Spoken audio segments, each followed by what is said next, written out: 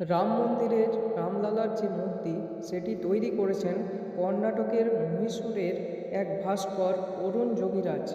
মূর্তিটি যে পাথর দিয়ে নির্মাণ করা হয়েছে সেটি ৩০০ কোটি বছরের পুরনো এক কোষ্ঠী পাথর। এই মূর্তিটি তৈরি করতে সময় লেগেছে প্রায় ৬ মাস। মূর্তিটির উচ্চতা প্রায় ৫১ ইঞ্চি এবং ওজন প্রায় ২০০ কেজি। কর্ণাটকের মহীশূর জেলায় পাওয়া যায় এই কোষ্ঠী পাথর। এর রং কুচকুচে কালো বা কৃষ্ণবর্ণ।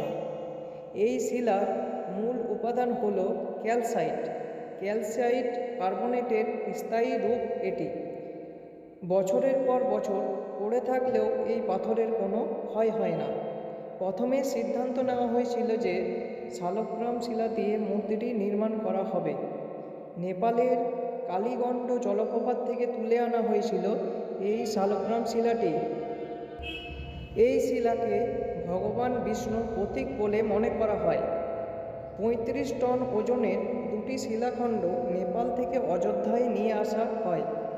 খোদাই করার সময় পাথরটি ভেঙে যায়।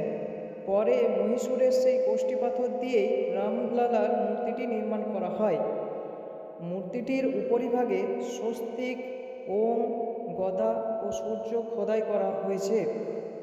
মূর্তিটির দুই পাশে ভগবান বিষ্ণুর ১০ অবতার তথা মৎস্য, কূর্ম, বরাহ, নৃসিংহ ও বামন, পদ্মফুল, পরশুরাম, রাম, কৃষ্ণ, বুদ্ধ, কল্কি অবতারের মূর্তি খোদাই করা হয়েছে এবং রামলালার মূর্তির নিচের দিকে দুই পাশে হনুমান ও গরুড় এর মূর্তি খোদাই করা হয়েছে।